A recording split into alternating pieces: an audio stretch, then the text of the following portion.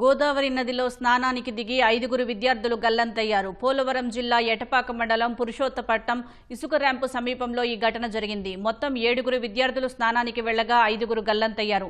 వీరు అమరావతిలోని SRM engineering చదువుతున్నట్లు పోలీసులు తెలిపారు. నీటిలో గల్లంతైన విద్యార్థులను సతీష్, నవదీప్, తేజజ్ఞ, అభిరామ్, శ్రీకర్గా గుర్తించారు. గల్లంతైన 5గురిలో 3 మృతదేహాలు లభ్యమైనట్లు పోలీసులు చెబుతున్నారు.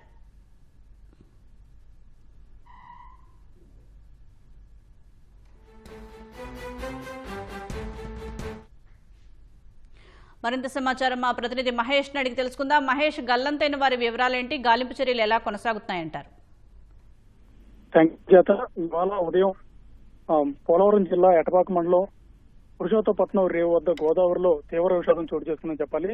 మొత్తం 7గురు విద్యార్థులు, వీళ్ళందరూ కూడా ఎస్ఆర్ఎం యూనివర్సిటీ అమరావతిలోని ఎస్ఆర్ఎం ఇంజనీరింగ్ కాలేజీలో ఇంజనీరింగ్ 2-3 సంవత్సరాలు చదువుతున్నటువంటి విద్యార్థులు. వీళ్ళందరూ కూడా వరుస సెలవులు కావడంతో వీరికి ఇద్దరు అభిరాము అలాగే శ్రీకర్, వీళ్ళిద్దరూ కూడా భద్రాచలానికి చెందినవారు. ఈ భద్రాచలానికి చెందినటువంటి ఈ ఇద్దరు స్నేహితుల విజ్ఞప్తి మేరకు మరో 5గురు విద్యార్థులు, మొత్తం 7గురు విద్యార్థులు కూడా వీళ్ళందరూ వరుస సెలవులు కావడంతో భద్రాచలం దర్శనానికి వచ్చారు. ఉదయం 11 గంటల ప్రాంతంలో వీళ్ళందరూ కూడా దర్శనం చేసుకున్నారు. ఆ గుడి ప్రాంగణంలోని ఫోటోలు కూడా తీసుకున్నారు. అనంతరం అటు భద్రాచలం ఆనుకున్నటువంటి ఆ గోదావరి నదిలో స్నానం చేయాలని చెప్పి కూడా వాళ్ళందరూ వెళ్లారు.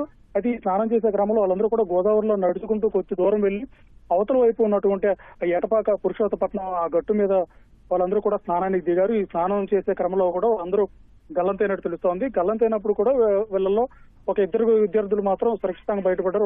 వాళ్ళిద్దరికి ఈత రావడంతో వాళ్ళు మాత్రం సురక్షితంగా బయటకు చేరుకున్నారు. మిగతా 5గురు విద్యార్థులు కూడా ఆ నీళ్ళలో గల్లంతయ్యారు. అయితే బయటకు వచ్చిన వారి ఎవరైతే బయటకు వచ్చారో సురక్షితంగా, వారి సమాచారం వాళ్ళు అందించినటువంటి సమాచారంతో వీళ్ళందరూ మిగతా అటు పోలీసులు, రెవెన్యూ సిబ్బంది వాళ్ళందరూ అక్కడ చేరుకున్నారు.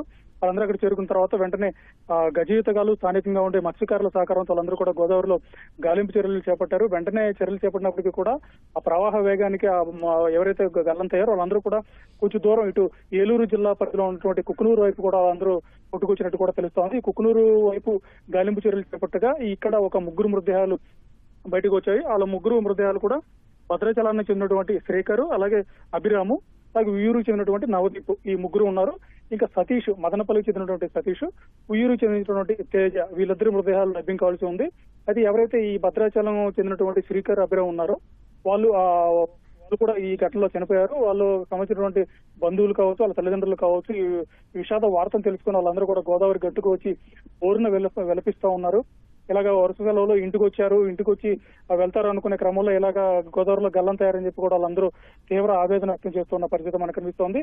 అయితే 3 మృతదేహాలు ఇప్పటివరకు లభ్యమైనాయి. ఎలా కొనసాగుతున్నాయి?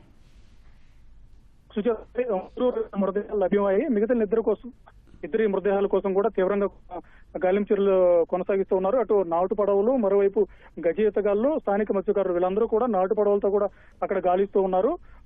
సాయంత్రం లోపు కూడా వీళ్ళ ఇద్దరిని కూడా మృతదేహాలు కూడా తీయొచ్చు అని చెప్పి స్థానికంగా ఉన్నటువంటి పోలీసులు చెప్తూ ఉన్నారు. ధన్యవాదాలు మహేష్.